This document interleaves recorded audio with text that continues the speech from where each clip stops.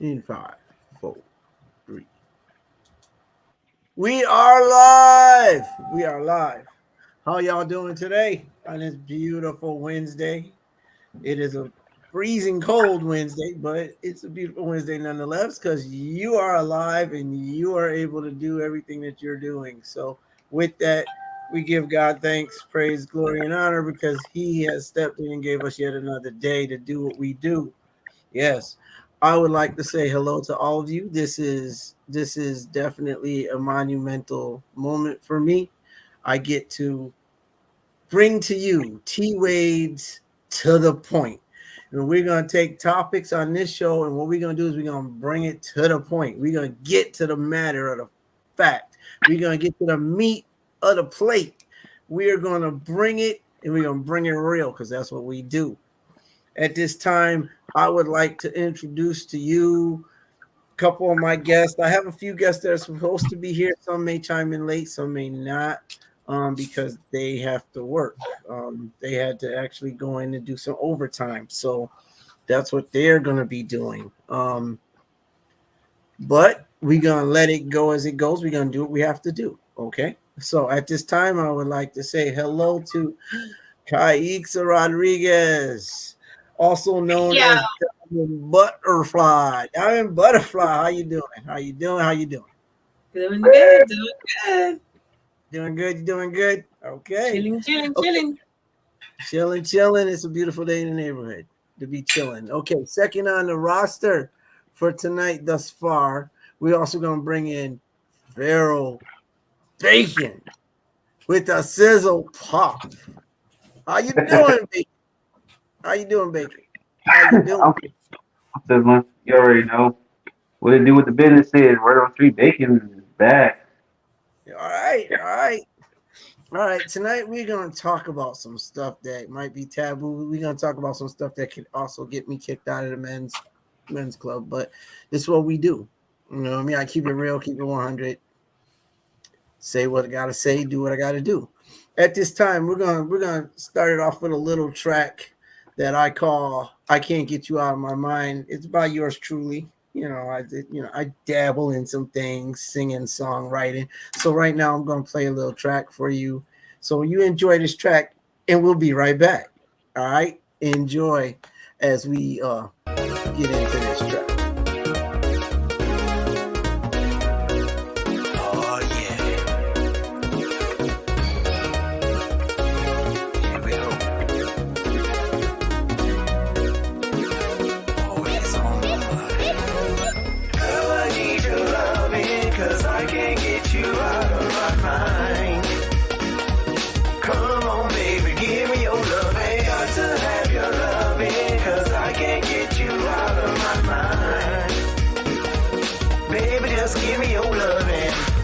Nobody does it like you do. You're teaching me things I never thought you knew. Got me twisted, yeah. There's a part of you I never knew existed. And when you leave me, girl, I'm all shook up. I can't wait until we look back up. Got me tripping, when the weekend comes, it's time to have fun. If I'm being honest, I think about you day and night. With you in my thoughts, it all feels right. Yeah. I think about you only because you are my one of a kind. And I can't get you off my mind, girl. I need your loving, cause I can't get you out of my mind. Come on, baby, give me your loving. Got to have your loving, cause I can't get you out of my mind. Baby, just give me your loving. My mind is full of thoughts of you and all the things that we can do. You got me feeling like Jodeci, like boys to men, I'm on bended knees. I try to get you out of my head and put these thoughts of you to bed. But no matter what I try, I still can't get you off my mind. If I'm being honest, I think about you day and night. I can't get you out. With you in my thoughts, it all feels right. I think about you only because you are my one of a kind. Your love, baby. And I can't get you off my mind, girl. I need your loving, cause I can't get you out of my mind. Come on, baby, give me your loving. Got to have your loving,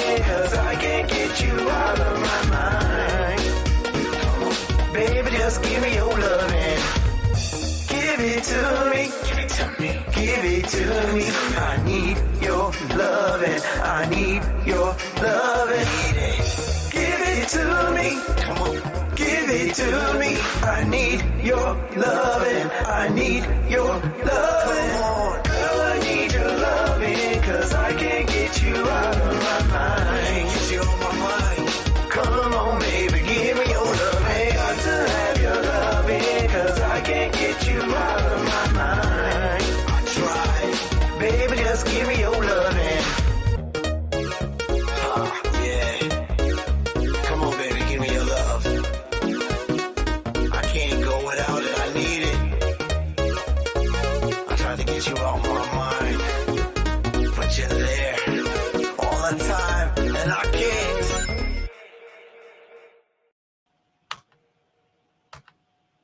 All right, that was by T.Wades. T.Wades, that was called I Can't Get You Out of My Mind. A lot of the stuff that I write, I do write on the basis of my own relationship. My wife is a big inspiration. She's my muse for my music. Now, don't get it twisted. Not everything that I write or sing is about my relationship. So when I write certain songs, I don't want y'all thinking, uh-oh, they in trouble, you know, or uh-oh, she done divorced them when I write about divorce, you know. But, you know, she is my muse. So, you know, I just put myself in those shoes and we work it. You know what I mean? I get my music out and do what I have to do. Hi, Miller. How you doing, sweetie? How you doing? Nice for you to nice to have you join in. Nice to have you join in to the point. T.Wades to the point. We're gonna get to the point today. And today we're gonna hit a sensitive topic. We're gonna talk about relationships. I've been an advocate for women who go through stuff and men who tend to, you know, they want to do things that aren't necessarily on the 50-50. Sorry, guys. I mean, there are women out there same way, so we're going to touch on that. But I've always had an issue with the situation where, say, for example, a couple is together and things fall apart. So the woman, you know, the guy decides he's going to go out and do what he does. He's going to go out there and he's going to get with, he's with Sally, but he's going to go get with Susie. And he gets with Susie. So Sally decides, I'm going to move on and do my thing. So 2-3 weeks later, he sees her and he's like, who's this dude? Why are you with this dude? Like, you basically let her go. So why are you worried about who she with now? You know, we have a lot of, you know, double standards, a lot of stuff that goes on. So want to touch base on that. I have a question for the panel right now. I just want to ask, just to get it started, I want to know, what does it take to have a sound relationship? A relationship that's together. Like, everybody's not perfect. I don't believe in there being a perfect relationship. You have situations where, you know, I've been with my wife for 15 years. I've been married. What? How long have you been married? 10 years? 20 years? How long have you been married, babe? How long have you been married?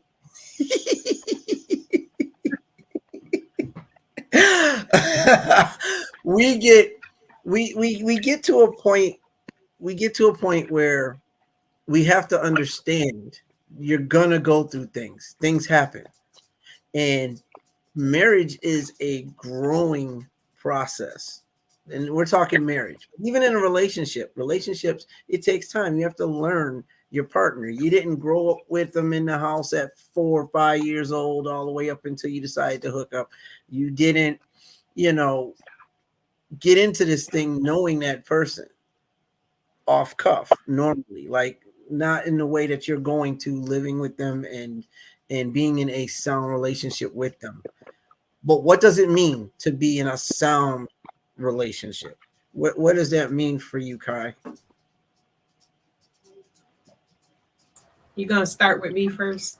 I'm gonna start with you.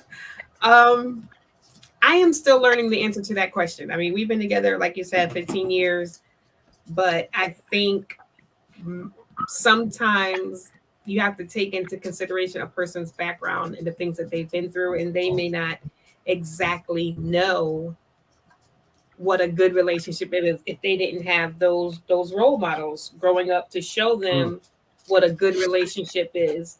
So for me, a good relationship was the opposite of what I had, the opposite of what I experienced, the opposite of what I saw. So no fussing, no fighting, no laying hands on each other, no cheating, you know,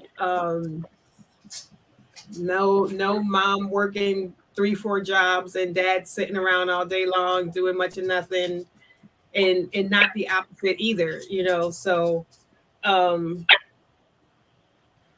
love and respect, you know, respecting the other person's point of view, their background, where they came from, and knowing that people aren't always going to see things eye to eye, and being okay with that. Like, doesn't have to be my way all the time, doesn't have to be your way all the time. My way's not right, your way's not wrong. We see things differently, and that should be okay. Growing, it takes growth, because like you were saying, you know, we come from, you're with someone who comes from a different background than you. You know, their upbringing may not have been the same as your upbringing. So, you know, you're blending two different backgrounds, two different ways of thinking. And the main thing that I think takes a good relationship is all of that talking before you become committed. People wait until after they become committed to start talking about what they want, what they like, what they need. Like, those are things that you should be like. Back when we were young, it was called talking. Like, I'm talking to so-and-so. You know, we not dating, we talking, which meant we were getting to know each other to decide if we wanted to date. Now it's like you meet somebody at the club, and by the end of the club, that's your girlfriend. Like, what? Yeah. So for those that don't know, you know, Kai is my sweetheart. She, the one woman in life that I don't know I could live without, because she's just that good to me. She's that woman for me. I do believe in people having that particular person. I mean, and it's funny because they say there's more women on the planet than there are men, but I was blessed to find mine. I love her to death, and she's singer, songwriter, poet. She does it all. Like, I mean, she's an entrepreneur.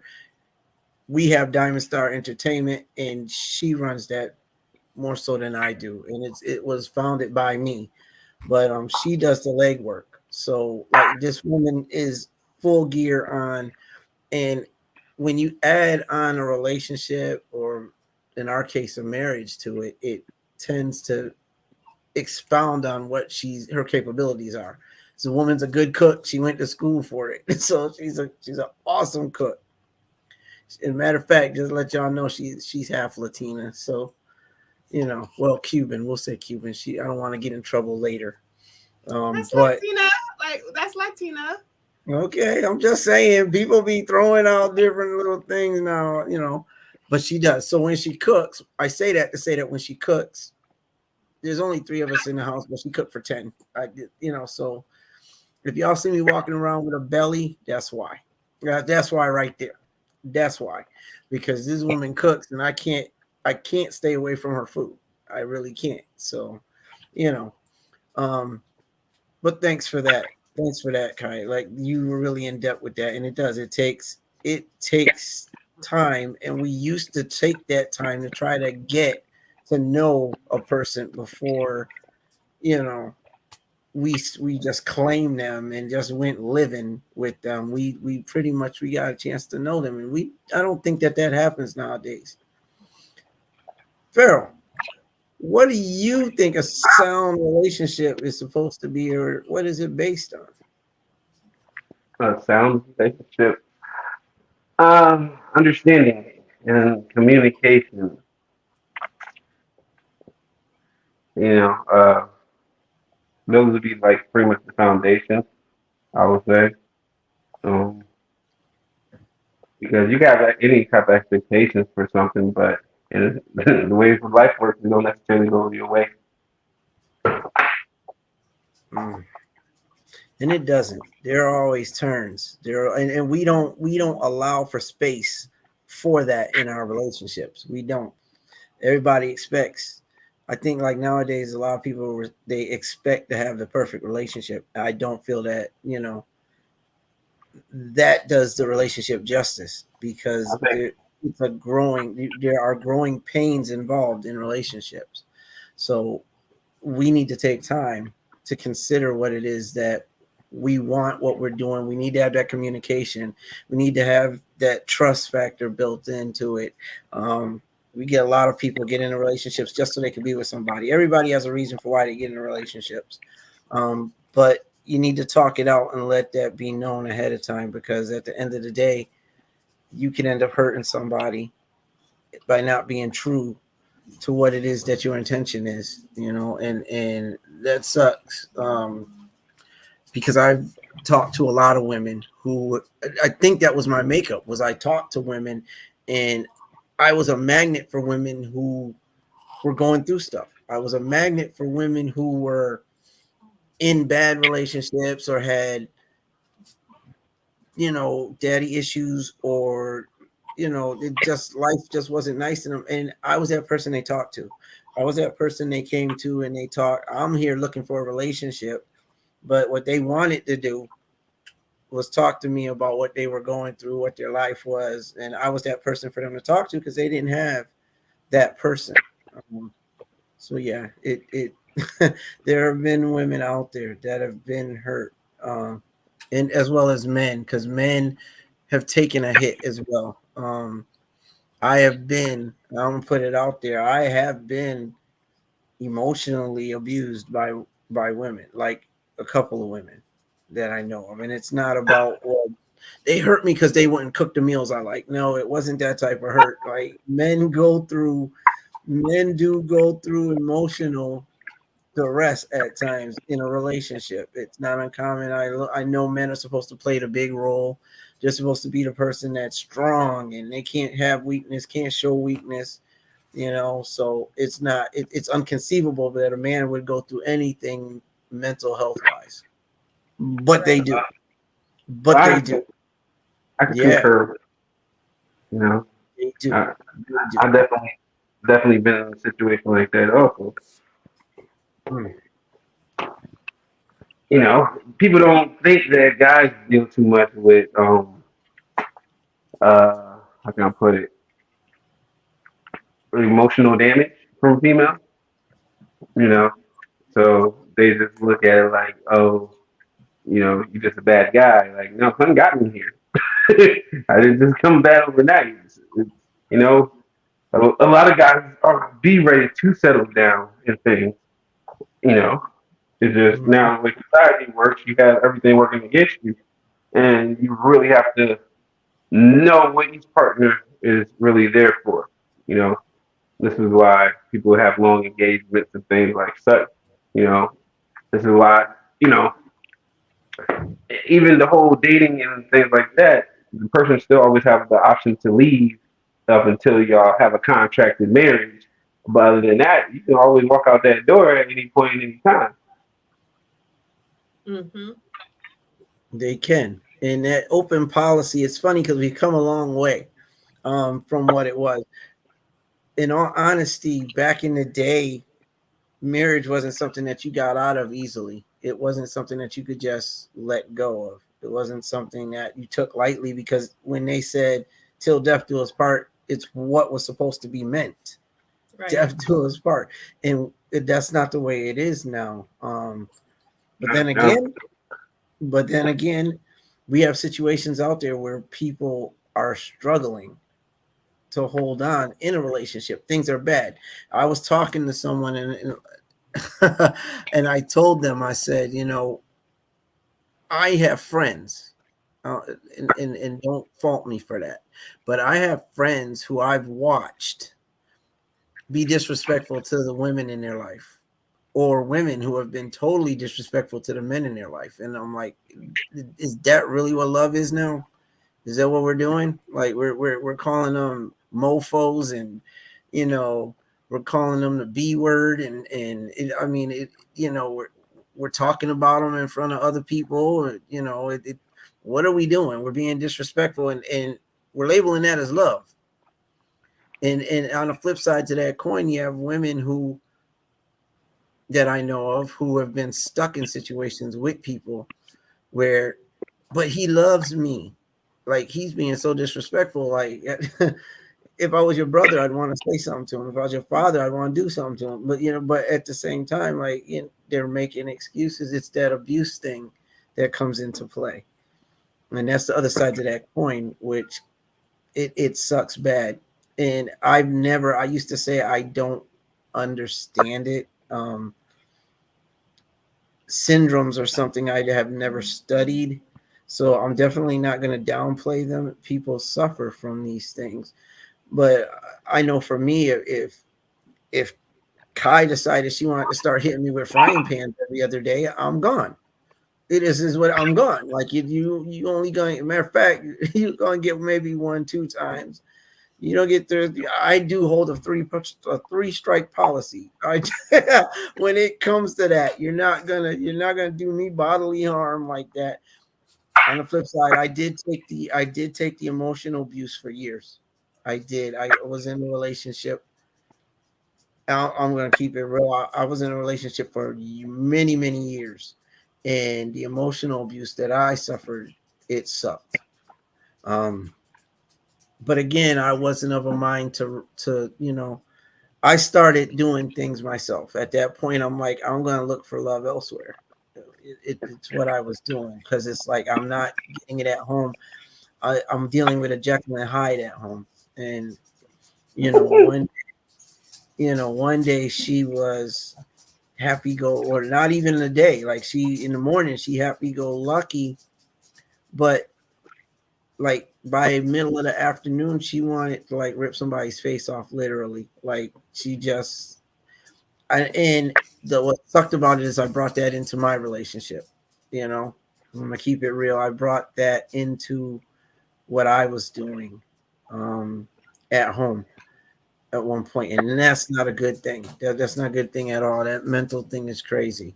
But I don't want to digress at all, because we want to try to stay on topic if we can. Do we feel that men are holding the role in the house that they're supposed to? And I do say men. I'm going to go there. Are the men holding the roles that they're supposed to hold in the household? So who, I'm going to play devil's advocate, and I'm going to say, who decides what role a man is supposed to play?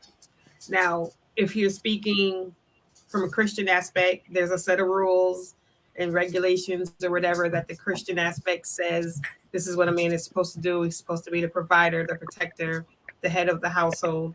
And because that's out in the universe, you have a lot of non-Christians, people who probably don't even believe in God, don't go to church, end up in the day of church in their life, but they want to talk about women are supposed to submit, men are, or vice versa, women saying men are supposed to do this.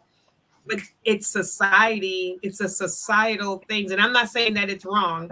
I'm just saying that because of these stereotypes and things that society as a whole has put into play and said that this is what's the way it's supposed to go. Mm-hmm. We as a people say this is the way it's supposed to go, but it changes all the time. Like, it completely changes. Like, yeah, men were the head of the household when women weren't out in the world working. She stayed home. She took care of the family. That was her job, to stay home, cook, clean, take care of the kids while he was out making all of the money. When men went away to war, well, women had to start working. So it was no longer that a woman couldn't hold the job, because now she had to hold down, and maybe her husband didn't come back home. So what was she supposed to do? Sit around and be on the street because she couldn't get a job? No, she had to go work. So then equal rights and all of that stuff came into play. But it's not, if you say men are supposed to be providing, how can they in this day and age? Unless he's making, $300,000 a year. Let's be realistic. Unless he's making that kind of money, you struggling if your man is the only person working, or he got 3-4 jobs. You know what I mean? Like, no, you rarely can be a single family household where the woman's staying at home and the man is out working and all the bills are being paid and all of that type of stuff. Like, so who's to say? Like, I think it depends on the couple. The couple should decide what the roles are inside of their own relationship. Like, that's their relationship, is nobody else's business to tell me what my husband should be doing or tell him what I should be doing. That's between me and him. Mm-hmm. Okay. And you are absolutely correct, Milla. I feel the same way. Men and women in a relationship, they should come together and work it together. I don't make big decisions in my house without consulting with Tasha. If I'm gonna go buy a car, let's talk. I know I ain't always gonna like what she has to say. She ain't definitely gonna like what I have to say all the time. I want that car, and she's like, "Well, we can't afford it right now." There's things. I mean, I don't do now. If I want to go buy me a candy bar, then yeah, I do that. But I mean, when it comes to decisions of the house, yeah, we come together. We work cohesively. And that's important. Now, Farrell, Mr. Farrell, who I need to let y'all know is a very talented man. Also, I got some talented people up in here because Farrell is a business owner, entrepreneur. He is a label owner. He is a singer, songwriter. He does it all. Like, this man has, he runs Page the Label. This man does DBN. He pretty much handles interviews. He's been on the big stage with some really big artists. The man is he travels, so he's got a lot going on. He's got a lot on his plate. Farrell, what do you think about the roles in the house? I don't think there's no more gender roles, as they try to put it. You know, I think that's long gone. Um, if you look at even today's demographic, a lot of women are the breadwinners of the house now. Mm-hmm. So I would say, there's no more gender roles. Before, yeah, like I was saying, men were the breadwinners. They were the one going out making the money and coming home, and divvying it up with the bills and everything else that goes on with the house. But nowadays, these women are getting to the bag, and you see more women entrepreneurs that are sprouting up, or the field of work that is lucrative and is continuing. Is more catered for them to have more money right now. And so, you know, as much as men would like to keep their egos intact and say that they the breadwinners and they bring home the majority of the money, a lot of women definitely. This is why we have a lot of conflict in relationships when it's due to money, because you know, I guess men feel some type of way when they women is making more money than them. Mm. Yeah, see, and like, I don't have a problem with it. I told, again, the communication thing, people got to communicate. My wife and we talked, and I had no problem. She was a working woman when I got with her. She was an entrepreneur when I got with her. She held jobs when I got with her. Um, I wanted to be able. I looked at everything that she had been through, everything she had gone through, while she struggled, and I felt a need to want to do for her. So my thing was, if she didn't want to work, then I didn't have a problem with it. You know what I mean? Let me do what I do for you. If you're going to take care of the home, I got you. It doesn't have to be that way. If you want a job, then get a job. Like I said, she's an entrepreneur, so doing her thing. She also does makeup, hair. She does a little bit of everything. But I'm like, if that's what she wants to do, then that's what she does. I'm not going to stifle what she wants to do. I'm not going to hinder her motivations. But we had agreed, to a point that she could be a housewife. That's what she wanted to do for the moment, and it works. It works. Sometimes money can be low, yes, but she's very supportive of me, and I'm supportive of her, and we do what we need to do. You know what I mean? And it calls for being a little, put your pride aside, because men do carry a certain amount of pride. So we tend to we stifle our women. I have had friends that treat their women like they treat their women like they're back in the 50s, 40s, like maybe even some 60s, where you're gonna be home, you're gonna do what I want. They walk in the doors like, where's my food? Like, you don't even, you don't cook, you don't clean, but you could have went in there and you could have cooked a meal yourself, especially you're sitting home all day with her. I've seen some really disrespectful stuff happen, and I'm brought up in a time where you don't bring that level of disrespect to a woman. You don't do that. You don't hit her. You don't call her out her name. Right now, men they're doing it with ease. Like, I do not call my wife out of her name. That I've not done that, because that's not that respect level's got to be there for that. Nothing else.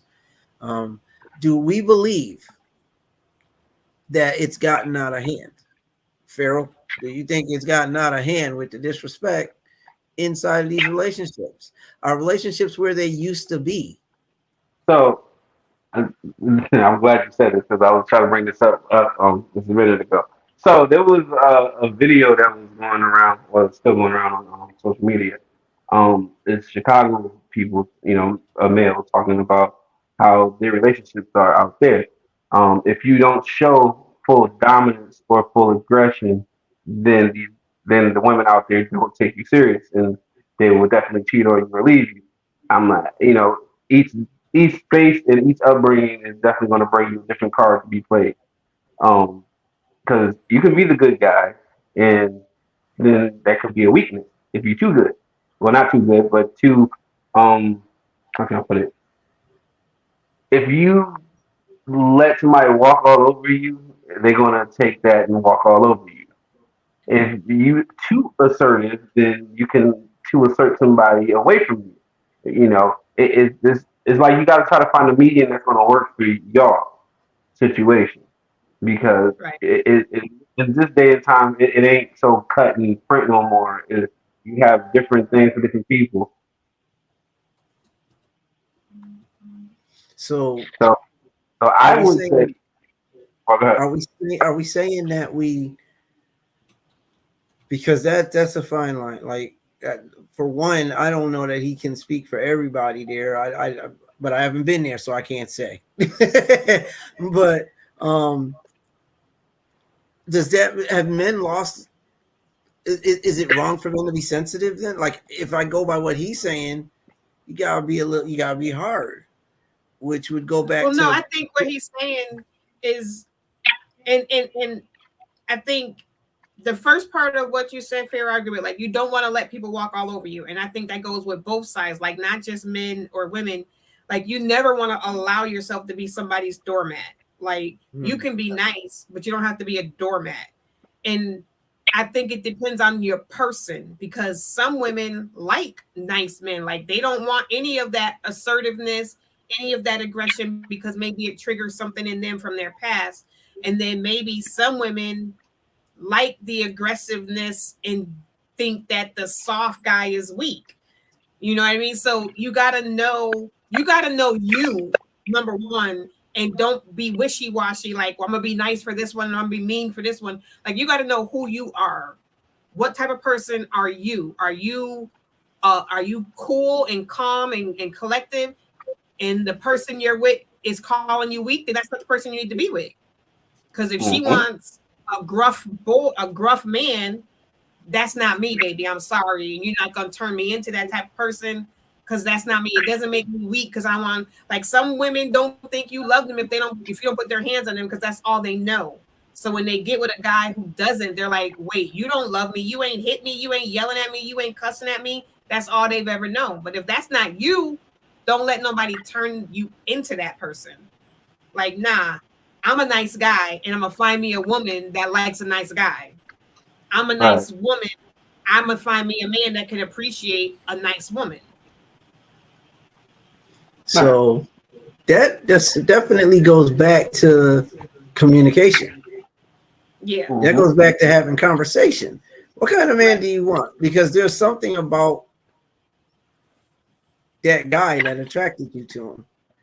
And were you thinking he was just putting on a facade, but he was really mean? So you were hoping that that meanness would show up at some point. And then another thing is when they get it, then they don't want it.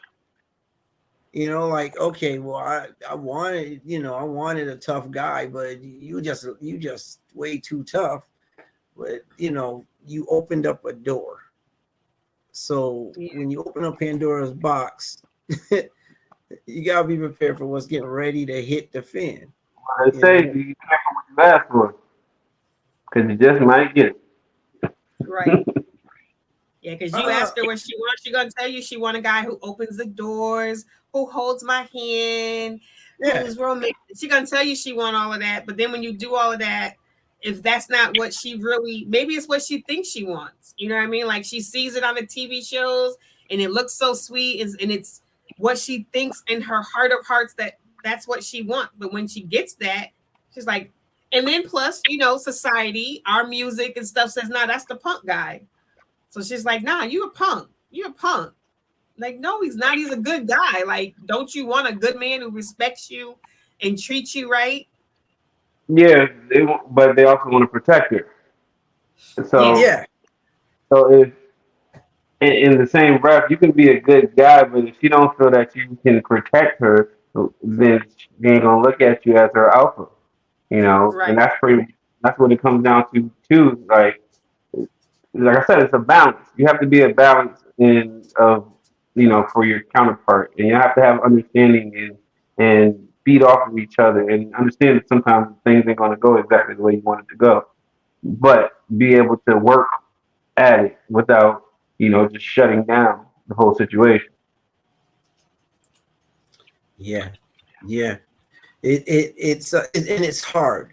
I'm a firm believer that women are more of the sensitive of the two. I believe that women mature faster than men. I do. I wholeheartedly believe that. Don't care what any man thinks.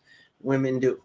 I think they mature faster. I also think they're more sensitive than men are to things. And that's not to say that men aren't sensitive. That's to say women are sensitive to some things. And it's hard.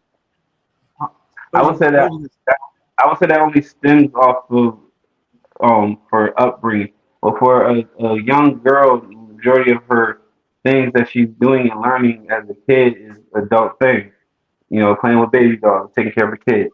Help, got the little broom and things, she's cleaning around the house. It's more of an adult role that you implement more in.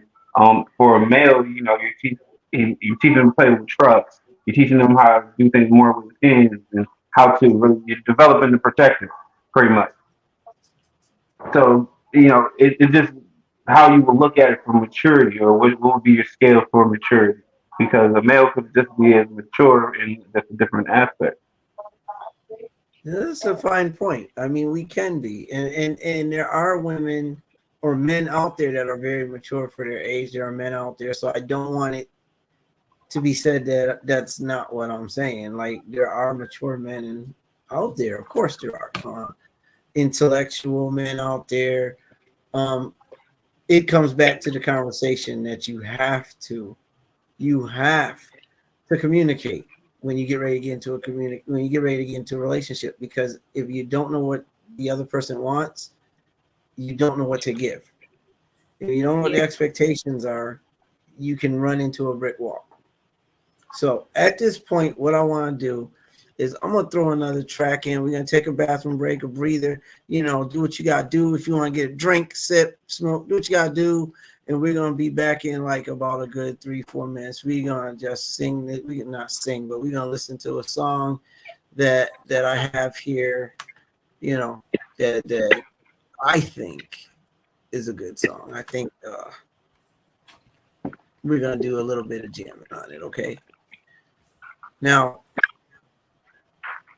again, when we come back, we do want to talk about what it takes from Kaixa's perspective, what she believes it may take to make the general woman happy? What is her expectations again inside of the relationship? What does a woman want? Like, there are a lot of men out there confused, So we're gonna look for some words of wisdom when we come back. All right. Until then, we'll be right back.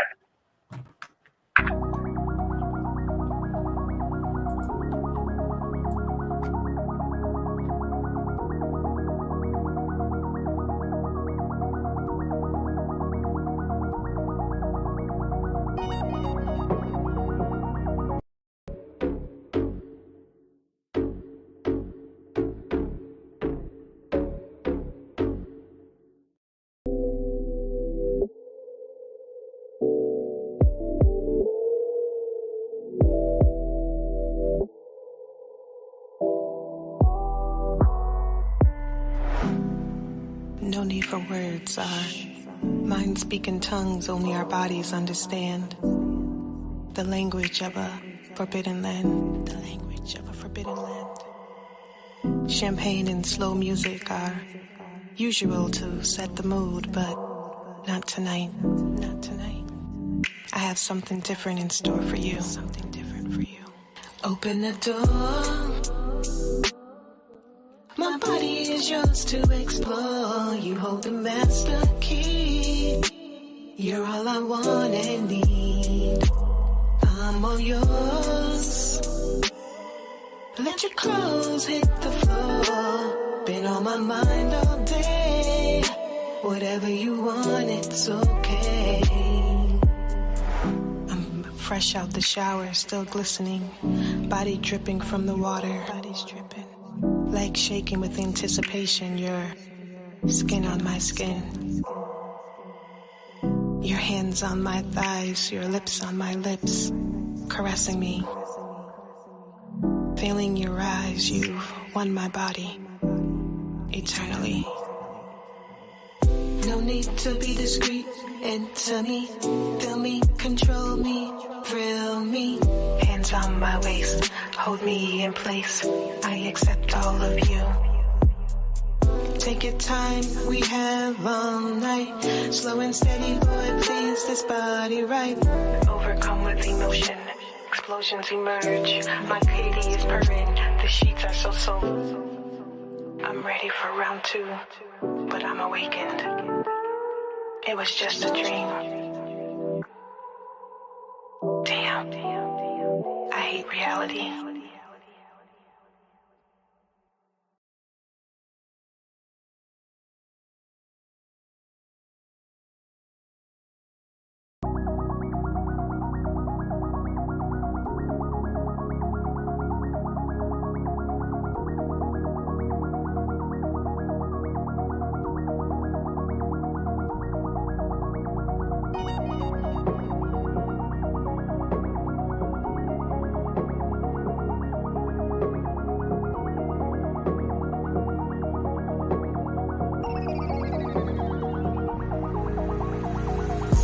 getting right for the weekend. Friday night, no sleeping. I'm living life without blinking. Pop a pill, no thinking. Take a pic for the gram. I might just pour us a drink. She get real 2 a.m. Lights out cause it's finna get deep. I'm getting right for the weekend. Friday night, no sleeping. I'm living life without blinking. Pop a pill, no thinking. Take a pic for the gram. I might just pour us a drink. She get real 2 a.m. Lights out cause it's finna get deep. 2 a.m. in the morning, it get real deep.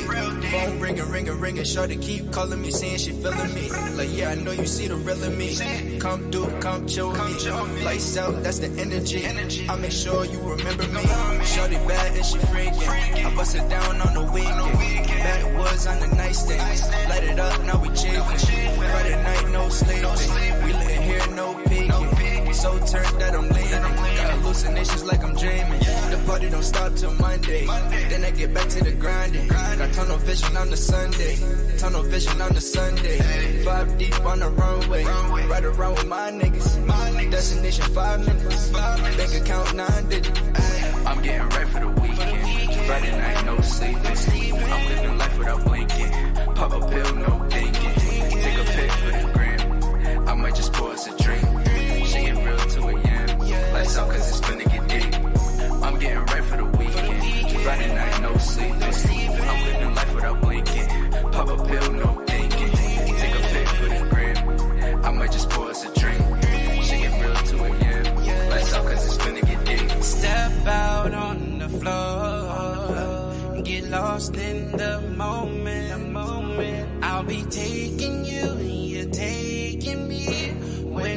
dancing all night long.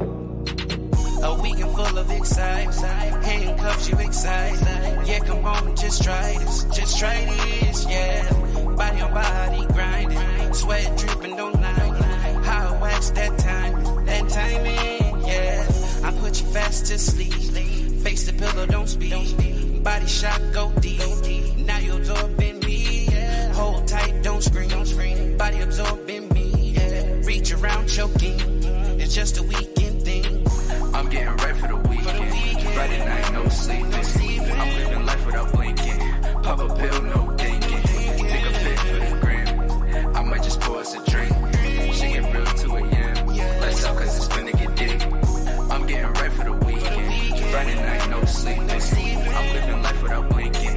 Pop a pill, no thinking. Take a pic for the gram. I might just pour us a drink. She get real 2 a.m.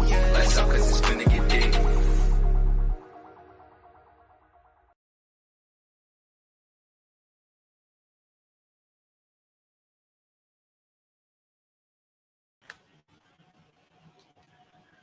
And we are back. We are back. That was Pharaoh Bacon and Kai Ixa with their tracks. I kind of got a little twisted there because when I was hitting tracks, they weren't playing. They were spinning on my screen.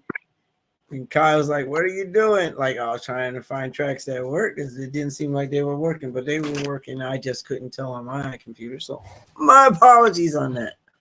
My apologies on that. So, Kaisa, let's get to let's get to the point of the matter. Women, what are y'all looking for? And I know every woman may be different. I know what we're gonna throw out there, but I can't speak for all women, nor would I try to, speak. I can say, I hope. Your dog is trying to bust in my room. I think respect, openness, communication, I think those are things that most women, I would think all women are looking for. Respect, communication, being able to talk to each other, loyalty, faithfulness. I think those are pivotal, whatever that word is. I said it in my brain, but it didn't come out my mouth right. Those are key. I think those are, if you have to say 5 top things, those are the 5 top things. Then it goes down into individual things. Miller says actions are worth more than words. I say that all the time. Like, you tell me you love me. You can tell me you respect me. You can tell me you like my cooking.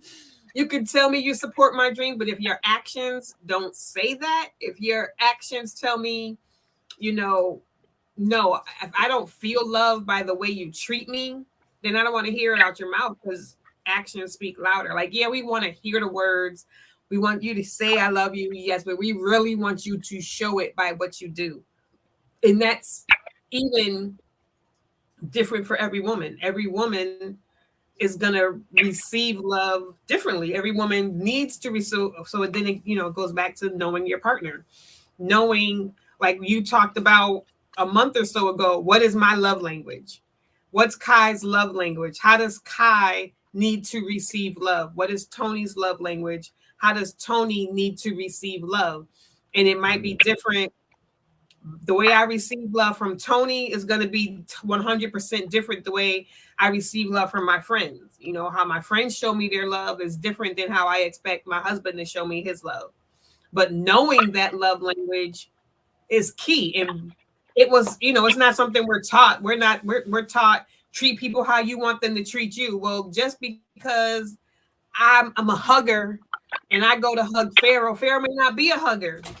So me hugging out Pharaoh because I like giving hugs doesn't mean that works for him.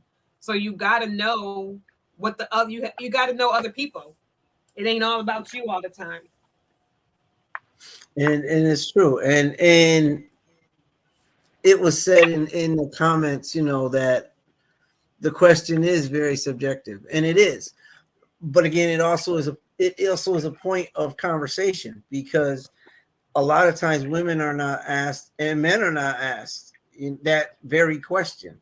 So yeah, Kai, you're right. Like it's gonna be different for everybody. It is. But I like what you did bring up because I forgot we had even had that conversation. But love language is very important. Love languages are very important. Very important. They mean a lot. You need to know what your partner's love language is. You do. If you don't, that can be a problem. And there are different love languages. One could be cooking. One could be, um, your partner likes to be held, or your partner likes to be kissed, or your partner likes to have time where they just sit down and watch TV with you. Or did I say cooking? Yeah, because I love that one too. It could be a situation where, okay, well, I like it when we go to the park. That's a love language for them. Like, I love it when we do that. There are different types of love languages, and you need to explore that and figure out exactly what they may be, because it's gonna help you. You don't speak the same language, then your communication lacks. It lacks. So, Farrell, with that, do you believe that there's been a drop in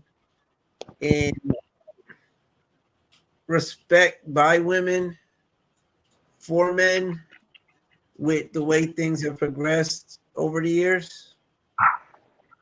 Yes, but that's because we're subjected to, you know, social life. So it pretty much the caring and loving guy then got pushed out by the guy with the fat pockets.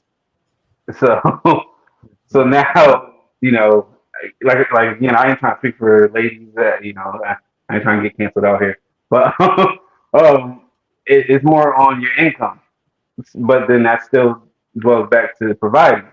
But then it's, are you there just for the income, or do you see a future, or do you only see a future as long as my income's up? Excuse me. And that's where you get these men now who know that and use it to an advantage, and that's where you get these guys who are just quick to throw money at females, and then they thinking that they caring and they don't give two shits about it. They're pretty much buying your time. So it's like it's a double edged sword on that. Yeah. What do you think? What do you think, Kai? Like it. I mean, relationships to me, they just don't seem to be at the level that they used to be. The dynamic has changed. What is your feeling on that? Oh, well, I mean, I agree with what Pharaoh said 100%. Like, just because, and it goes back to, unfortunately for me, it goes back to what we watch, what we listen to, what we subject ourselves to, our circle of influence, and what you're hearing and what you're seeing is, got to get that bag, make that pay. And, the guys are talking about her looks and her butt and her breasts and her hair. Women think, well, I got to look a particular way. I got to be a size 2. I got to have a big butt. I got to do this. And then the guys are like, well, she just want my money. So I got to make sure my bag is up. I mean, look at the music videos, like even when you have like a teenage singer, he rolling up in a fancy car, like, ain't he like 16, 17? He dripping gold, and he got money in his hands, and he, throwing the money all over the place. So to the eyes of a 16, 17-year-old girl, it's like, well, that's what my boyfriend's supposed to be able to do. Girl, he ain't even got a job. Like, how is he supposed to be able to do that? And then on the flip side, when, our men are looking at these ladies on TV and they're all Googling all over the vixen, video vixen, and all of these other girls, then we think we have to live up to that. But then you also see all the guys saying, that's not what we want. We want to see you natural. You don't got to do all of that stuff. But we're like, yeah, but that's what y'all are idolizing on TV. So how are we supposed to, like, if you like that on TV, how do we know you don't want that at home? So there's like, I can touch that one. Okay, go ahead. Come on. So, guys, we do we are visual creatures. I can't knock that. And I can keep on a lot of men for that one. We're definitely visual creatures, but we also have understanding. So yes, that Ferrari looks amazing, but I know I cannot afford that. And if something goes wrong on that, I would not be able to keep up with that. So yes, this girl might look attractive, but I know she ain't really looking for the same type of thing I'm looking for in life. So it might look good, but we understand that that's not probably really what we want. So we will prefer the natural female versus the superficial, caked up Barbie doll. It gets hard. It does. It gets hard. Like I just had this discussion on TikTok. Somebody, I don't know if it was the guy who posted it or if he was just commenting on the person's post, but it was like the of an old TV show where I guess the guy left his woman and went. The woman that he chose to be with, she wasn't as independent as his former wife was, and she couldn't understand why he left her for someone that she considered below her. Like she don't got nothing. Like why you leave? Like I got all this stuff. I'm doing all of this. I got my own business. I like I'm independent. I can do all of this. Why you leave me for her? And she was like, well, he was like, because you didn't need me. Like you just said it. Like you got all of that stuff. You didn't need me. She needs me. There's a big thing. Like, we women get told so many things, and I know men probably do as well, but there's so many misconceptions or different strings of information going around about women be independent. Don't depend on no man. Have your own. Take care of yourself. And then when we get that, then men see us as, oh, she too independent. She don't need me. Then, it's men don't want a needy woman. They don't want to be needed. Or they're told, no, a man wants to feel needed. If he doesn't think you need him, then why is he around? So we're like, well, what do? Do we have our own, can take care of ourselves? We don't need you? Or do we, even Neo had the song, you know what I mean? Love a woman who don't need me. Like, but I thought y'all wanted to be needed. Like, I don't understand. Like, there's so many things, and I'm sure there are for men pulling you in so many different directions. It's like, what am I supposed to do? What's the right thing? And I guess it goes back to knowing who you are and being able to stand on who you are and just finding the person that appreciates you for who you are. As a man, it's never really been about finances. We really can care less how much a woman makes. If we like somebody enough, we'll grab a girl from McDonald's. It's never been about finances on a male, perspective. That's more usually to the female. How much you make, but then that derives back into how much can you provide for me. Right. We would want a nurture and all that good stuff and things, but a lot of morals and things ain't there no more. And yes, there's a lot of women, as they say, in the world, but a lot of men don't even get out of their cities, let alone can see the world. So, you're a product of your environment sometimes. But sometimes you need to leave out of your environment and go see another situation. Wow. See, and Yes. now how do we go about combating the typical stereotypes that are out there now in that type of situation? Like, there are a lot of things going on right now where there's false images being thrown out there of what people want. You guys have just talked about it, so it's like, what do we do to make that better? What do we do? What are we doing? Because, like, I'm still upset about dudes walking around with their pants around their ankles. Like, I'm still trying to figure that one out. Like, what are we doing? I don't get it. I What definitely don't get that. I definitely don't get that, because if a woman does it, she'd be all type of garden tools left and right. She'd be called all type of names. If you could see her draws, if her skirt is too short, she asking for it. You know what I mean? So it's like, how come a guy can walk around with his whole manhood out and it's okay? Well, answer that one for us, Sparrow. Answer that one for us, Sparrow. Before that was true. Now a girl can go out with stickies on her boobs and nobody will say a damn thing about her. Before, yeah, that was a true statement. Nowadays, no. The way society and everything else is, women are I can't. Social women are not held accountable for too much of anything right now. You actually can get in trouble for even try, or you can get frowned upon by having a standard or trying to inform a female how you feel about their appearance outside and things.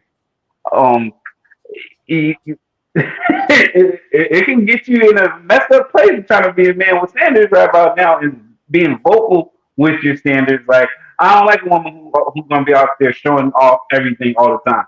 Okay, well, that's how you see it. And usually it goes back to, oh, well, that's how you met me. I was out wearing all this and you was attracted to me. You got me like that. But what were you doing? You was like, bait. You was baiting me in. Now you got me. I'm the fish. You got me now. I don't need you out here like that no more. Oh well, you're being insecure. No, it's not insecure. It's we should have boundaries now. That was when you were single. You ain't trying to be single. Now we're trying to work on being with each other, and that's not okay. You And know. that's where it goes But like that again, communication before you get in, which is like when Tony asked, "How do you break the stereotypes?" You really can't, because you can't control society. All you can control is yourself. So all you can do is know who you are, know what you want, and when you meet somebody, get back to talking to each other, getting to know each other before you get into bed with each other, before you start putting titles on each other. Get to know somebody, just because they might be sexually, phenomenal, they could be a piece of crap person, and that could be how they getting boyfriends and girlfriends because they, do that very well. But that don't mean they worth, bringing home the mama or daddy. Well, social media definitely hurts relationships because, like, growing up, seeing both sides of before there was social media and how relationships were going versus now how social media has a big play in relationships. It's before you was more keen to try to stay with somebody because it was rare to find others. Now there's a pool of of what you won't do, somebody else will, and that's what kind of hinders a lot of relationships from being able to build too much because the thing that this person will hold you accountable for, or his standards or whatever, you'll get defensive of that, and then you have somebody else who's saying that they're okay with it, literally in your inbox. So it's like you can, if you try to set ground rules or ground, or standards and things, social media made a bad play and everything because you got a Rolodex that you can just spend, and there's somebody else waiting that will take you exactly for what you are. But then the bad part is you don't know what's going to come along with that. Right. But most don't care about what's going to come along with that until it's too late. Right. Here's my problem with that, like, which is where my whole thought process was for the show. Like, we have people out there that feel like that they'll say that, like, literally, okay, well, what you won't do, there's somebody else that will. But okay, that we'll say that that's factual, but at the same time, they want to go get that they're missing, but they're still holding on to what wasn't working for them. Like, okay, well, you don't want to have sex with me every day, but I know there's girls out there that would, so I'm gonna go find one of them. So you go out there and you do that, but you still want to come home and you still want to be with her. And when she gets hint of that and she says, okay, I'm gonna do my thing, now she's wrong. She's wrong. And his defense is, well, you wouldn't do it, so I had to find somebody else. Oh, and here's a phrase I really hate. She didn't mean anything. Like, I hate that. But the person that you're talking to did mean something to you. So why are you going to disrespect them and go out there? I mean, again, maybe it comes down once again to communication. Where's the communication? And you need to sit down and okay, this isn't where I gotta have sex every day. If It comes that's down not to figuring out what's really important, because I mean, people think sex rules and all of that stuff, but at the end of the day, there's so much more that's important in a relationship, that like sex can be the number one thing, but some people some people do, they believe that 100%. They believe like, if we ain't having sex and we ain't, what are we together for? Like, okay, so I mean, into that person, I say, okay, so if your partner gets into an accident and they're paralyzed from the waist down, you climbing on top of them and they can't do nothing, or you leaving them because they can't have sex with you anymore? Like, then you don't really love the person.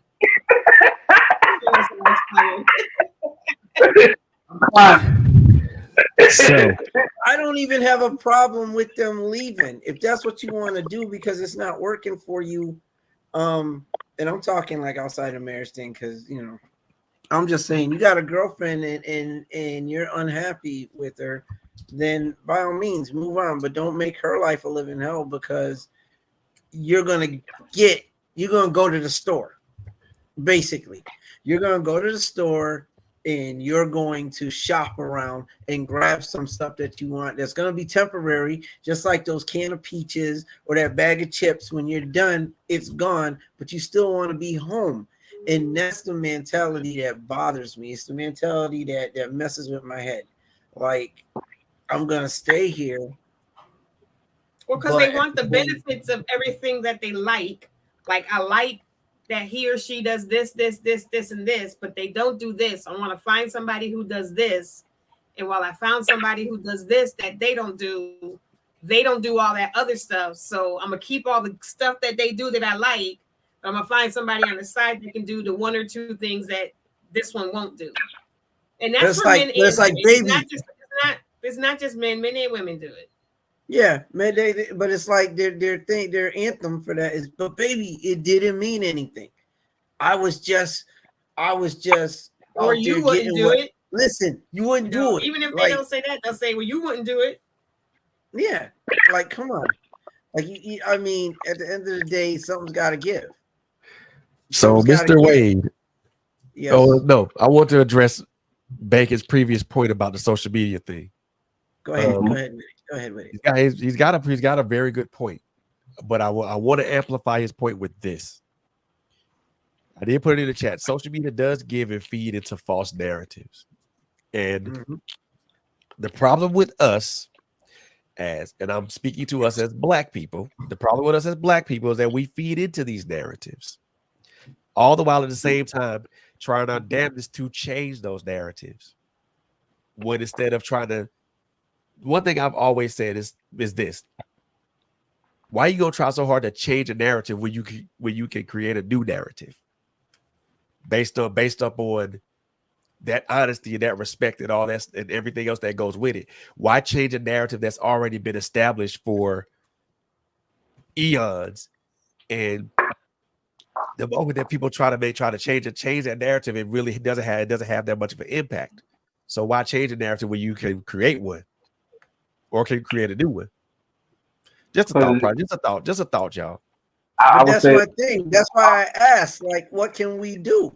Like, I mean, if we are going to talk about changing the narrative, how are we changing this narrative? Because nobody's doing anything to change the narrative, and people are starting to get comfortable. Again, I go all the way back to something simplistic. I do not want to see your dirty drawers. Not in the grocery store, not at my job, not on the street. I don't. And it makes no sense to me. And when you're walking, you're holding them up. That's just one little thing. But my thing is, hold on. Okay. We gotta get off of the attire thing, right? No, we don't. No, we don't. Hold on. I'm losing my piece on it. Okay. Every generation has their attire thing. Everybody has their identity of dressing a certain way that didn't please the elders before you.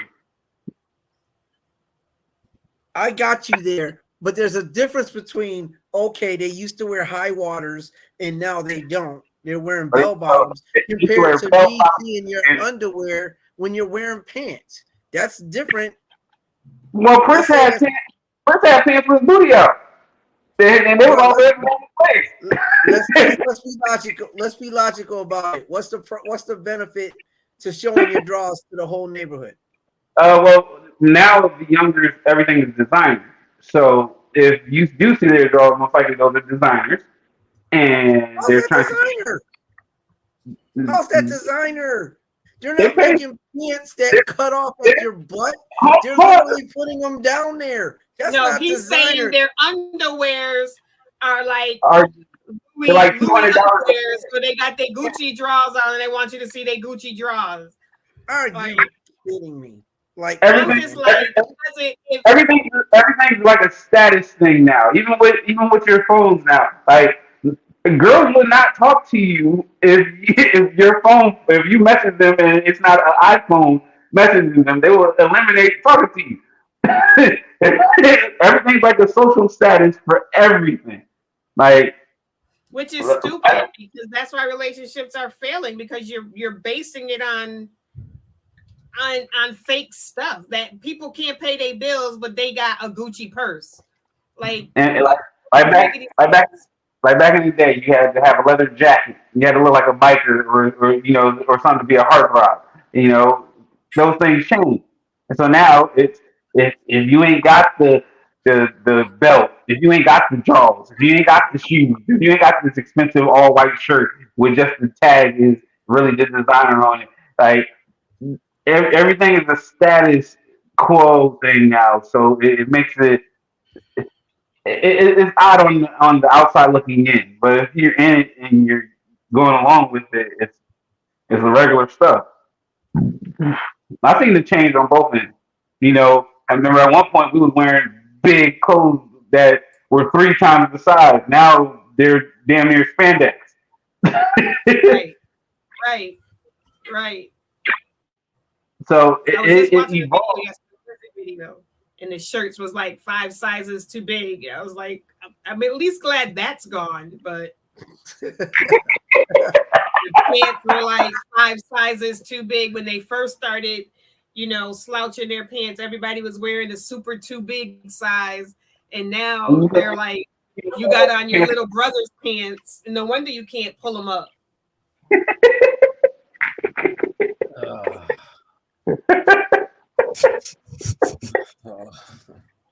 I mean, I got what you're saying, fashion thing. I got it. And I was just using that as an example for change through, what Fred was saying. And again, we still got to go back to that question. Like, how do we change it? Right now, you're battling against the machine. You're battling against the matrix. This is the constant battle of those who have the enlightenment and understanding or overstanding of the situation, but you're looked at as the outcast because you're trying to change with the narrative right now. So then you would get shunned. This is when you get canceled and things for having your own mindset and things like that. But you get the collective, like you get a collective of people that have those same types of ideologies, thought processes and things like that, but it's rare because y'all be outcasts right now for having your own thoughts and you don't want to go along with what we got going on. So just like even raising a kid nowadays, I got a son in high school. I got a son who just got out of high school. Like I was saying, everything is a status now. So even the simplest thing could hinder you from getting friends, from being accepted by the masses, and then all those type of things then start affecting self-esteem. You start getting mental health issues and things like that. It all plays in because you can at home you can raise your child as much best you want to, but then you're sending them into a whole another lifestyle once they get into that school, and then that alters everything. Right. Because it's so many different upbringings that other people are dealing with, and then bringing it into a melting pot. And now you're getting absorbed a whole different situation. Yeah.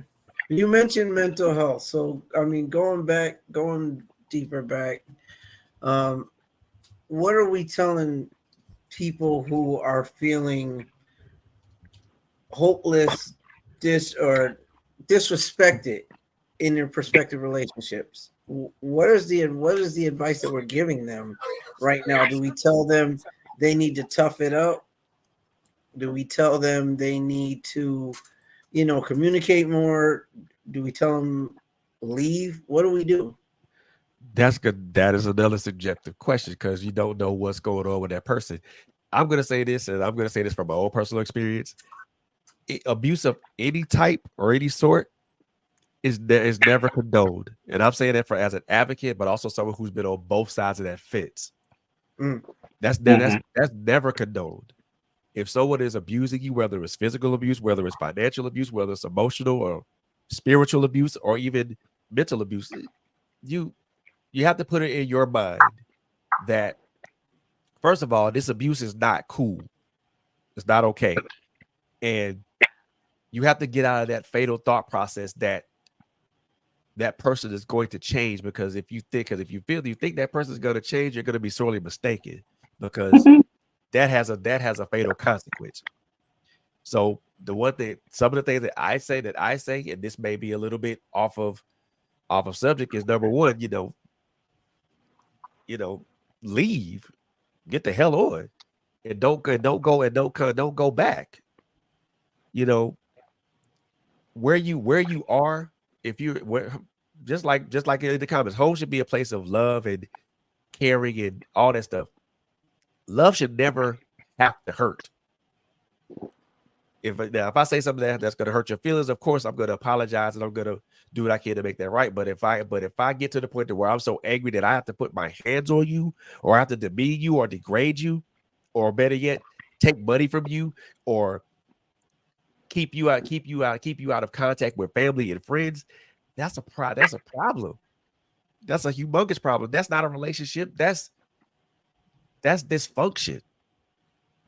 Relationships don't. Let me tell y'all something. Relationships don't operate on dysfunction. Right.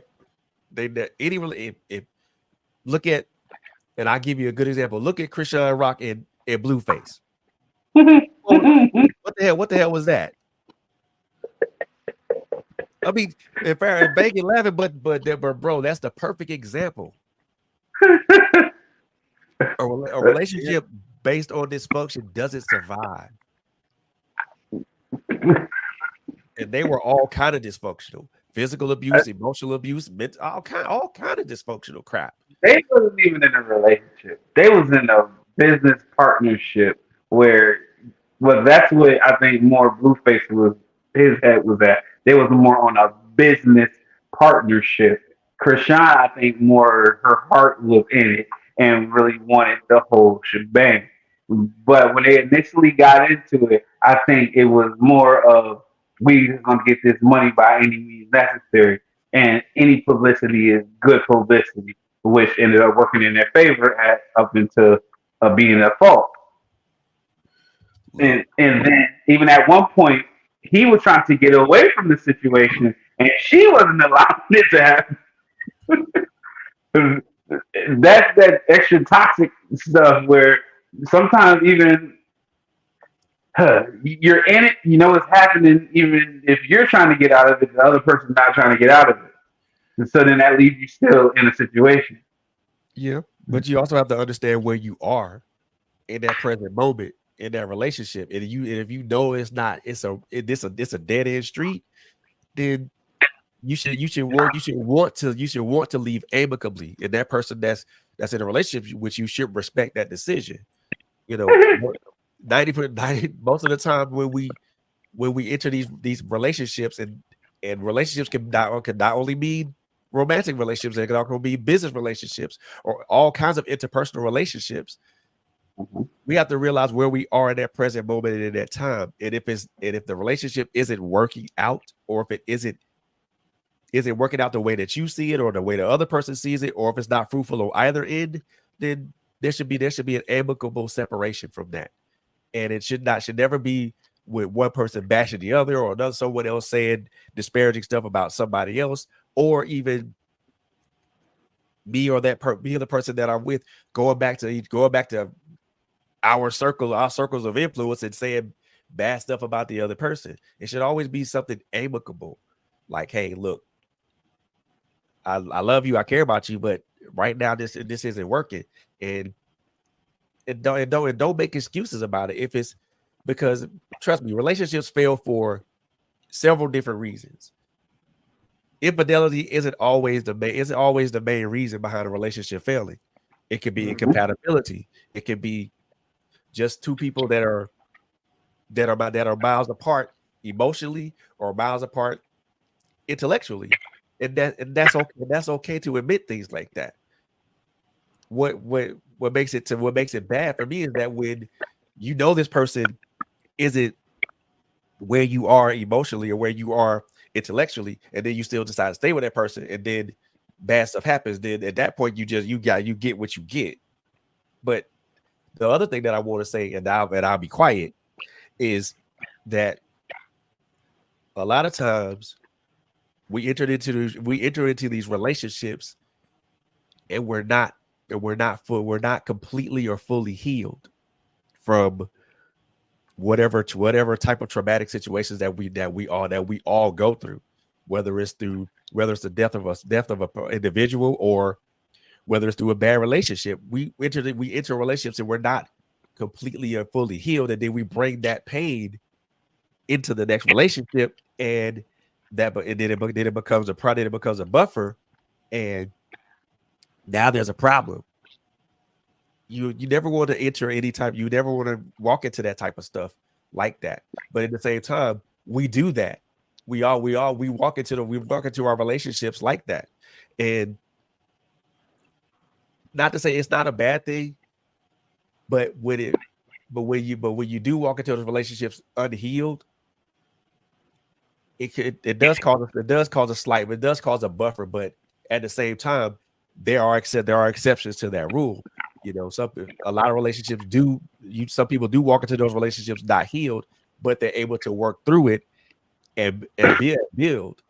But in most cases, that's not always the exception, or that's not always the exception. It's usually the rule that when you walk in with two people that are not healed, or at least in the process of healing. If you're in the process of healing, then it's okay. Then you're able to navigate. But if you walk into a relationship and you're not healed, or you're not in the process of that, that makes it harder for you, and it makes it harder for you and the other person, because now you both have to navigate those waters and figure out what it is, and what your relationship means. I mean, and there has to be conversations about that. Hey, look, I see you. I know that you got some things going on. Can we talk about it? Or, hey, sweetheart, I got some stuff going on. I got some stuff on my mind. Can we talk about it? And there has to be that open communication with that in those instances, because you have to be able to communicate properly and be able to communicate concisely. And the one thing I will say is this word called fairness. You have to have fairness in a relationship. You got to have equitability in a relationship, because if it's not fair across the board, then it's going to be something crazy. It's going to be something really, really crazy. Because if I'm treating you fairly, and then you're treating me fairly, then we both can get along. If I'm not treating you fairly, my expectation is for you to tell me that, and to tell me that I'm not treating you fairly, and I have to be accountable for that, and vice versa. And even in relationships, there's a lot of the main problems like keep coming across is communication. A lot of people listen to respond versus listening to understand, and that's the main thing really when it comes to the communication part of a relationship. You can sit there and you can tell somebody something to you blue in the face, but they're only listening to you so that way they can say what they have to say. they're not really understanding what you're saying or how you're coming off, and then that's where a lot of people get defensive, and then y'all end up in bigger arguments that could have been a simple conversation. Right. A lot of people don't wanna understand your side. They just want like you said, they get defensive. You say something, they immediately get defensive. They're not trying to understand why you said what you said or why you feel the way they feel. It doesn't make sense to them, and that's it. So now people get immediately in defense mode, and when you're in defense mode, you can't hear anything.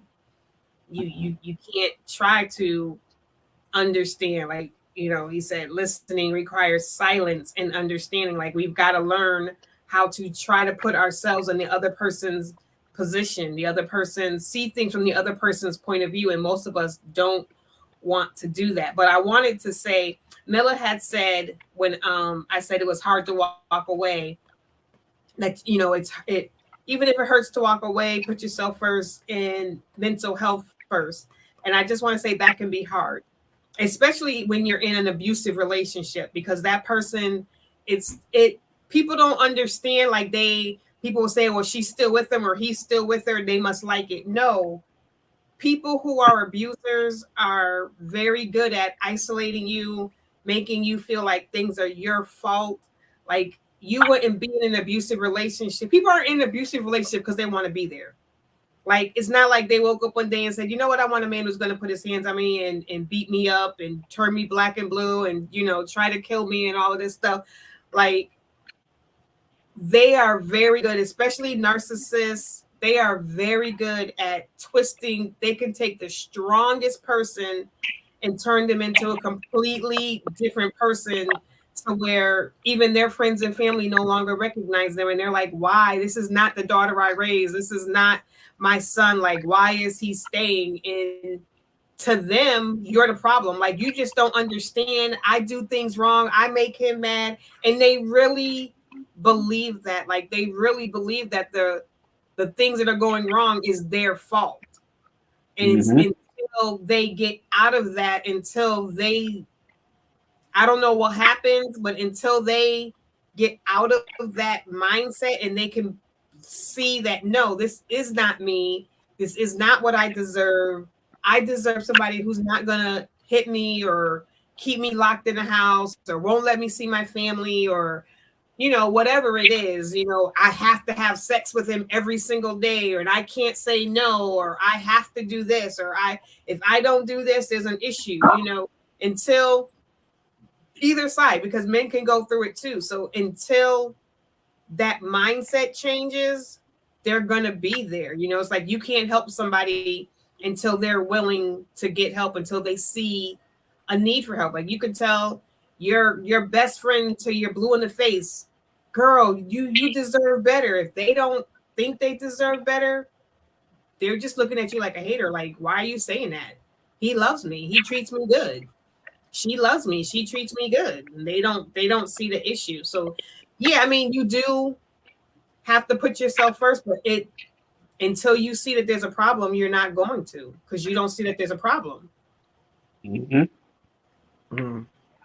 Shit, if you ain't tired of being sick and tired, then you ain't tired enough. Yeah, unfortunately.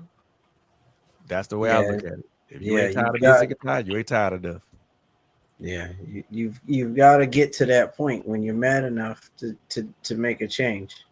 And not even mad enough. Not even mad. Yeah, it's not mad enough. It's listen. You realize that you deserve different. Listen. I got mad. I'm just saying, you're right. I mean, not to take it lightly. It's not about being mad. It's really not. I mean, I threw it out there. I got mad. For me, I ended up getting upset because I came into a realization that I hadn't had. I came into one that was like, oh my goodness, like, really, I'm going through this, really? Like, but that's what it was. It was a mindset change. Yeah, I didn't know. I literally, and for years, I thought if you're getting abused, For years, I was ignorant like that. Like, I was unknowing. Like, how do you not know? But for years, I didn't know that psychologically, emotionally, I was getting the beat down that nobody. So I came into that realization and was like, okay, I gotta do something because I can't do this anymore. Like, this is killing me emotionally. I'm dying. And of course, like I did what I had to do. So yeah, for me, I was upset about it. It hit me hard. Even as a man, we get into those stereotypes, and as a man, I'm like, wow. I let a woman like really like I let a woman in a relationship who I loved. I let her really do me dirty, like dirty, for years. For years, like I ended up getting mad at myself. Like for years, I let this up for years, but I didn't know. I really hadn't recognized any of the signs, any of the movement. So But you yeah, know what, though, Cole? But you know what, it though, can Cole? be. Those are some of the things that can carry that has the possibility to carry over into another relationship because Yeah, because of those past traumas, it has the propensity to carry over to another relationship, and we as the person that has experienced it have to be acutely aware of that. We have to be yeah. acutely aware of that. Yeah, you really do. You have to understand. You have to know. Look, this is why I said I was upset with myself for a minute. Like, really? But there is that awakening that a lot do get, and when it happens, yeah, a change is gonna come. Change is gonna come. Um, I'm thinking like as weird as it sounds, like I'm thinking like all four of us have experienced some type of trauma in that We area. all have. Yeah, We all, every last one of us on this planet has experienced some sort of trauma of some sort, and we're all navigating that. I think what's doubly important for me is that you first of all you learn how to navigate it by yourself first. You learn how to wade out in the deep waters by yourself first before you decide to bring anybody else out those deep waters with you. Because if you do that, that there's a possibility that person can drown. That person will drown under your trauma and all the things that you've been through. So you have to be very careful about how far you let someone wade out to those waters. That part of it requires healing. It requires healing. So that way, when you do allow that person to wade out to those waters with you, that person can tread water and they're cool and they don't drown. So it does go back to kind of understanding where you are first personally before you decide to enter in something and pull somebody else into what you got going, or better yet, or both of y'all pull each other into what you guys have going, because there's always that possibility that you or the other person can drown if you go too deep into those emotional ocean. that's solid. That's solid. That's solid. I I was struggling for a quick second with what you said when it came to help yourself. Figure it out, get yourself straight. Like it's hard for some people that have been mixed into trauma to actually do it themselves. Like even now, for me, like I love going to therapy. Like I have somebody that like totally talking to me about my past, my present, and my future. Like it feels good to have that. That I wouldn't have gone, and I struggled knowing I needed help. Sometimes it's not, and I don't know if that's what you were saying, but sometimes you can't do it on your own, and you have to get that help. You have to find somebody that's gonna help you. And with like in my marriage, like I said in the beginning, I don't believe in. I don't think that there's any perfect marriage. I don't. And my wife, like I wrote a song again in the beginning. I mentioned how she was my muse. There was a song that I did write, and when I wrote it, it was for her, and it talks in terms of me, of her freeing me, of her releasing me. because when I did get with Tosh, she showed me what I never knew. She showed me some things I hadn't experienced. So I found that good woman, and she wasn't judgmental on my past like some people are. You know what I mean? So sometimes you can go through something and you just need somebody who may know what it's like to go through something of their own. And yeah, you are right. Like you can drown a person, because I did, to your credit, Fred, like I have, my past has dictated some of my actions. Not physical. I don't beat my wife, but I'm just saying there are other things that I may have incorporated into my relationship with her indirectly. Like there are things I didn't see, things I didn't know. And it came to just for the sake of transparency, it was a situation where I could have lost my own wife with some stuff that I struggle with. And it's like, okay, Tone, you need to get yourself together and make a few changes. And it came out through my marriage in two different ways. In two different ways. Like it helped. At the same time, I incorporated some of the stuff I was dealing with into the marriage. So it's not like it's not all gloom and doom.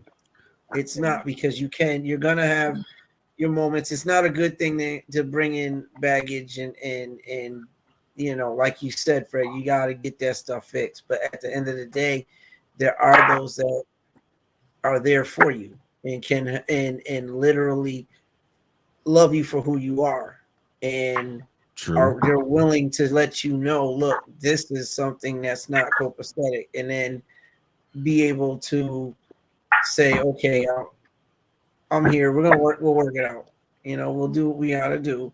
You know, and it's a hurtful thing when you realize that you've pulled something from somewhere else in your past into your present.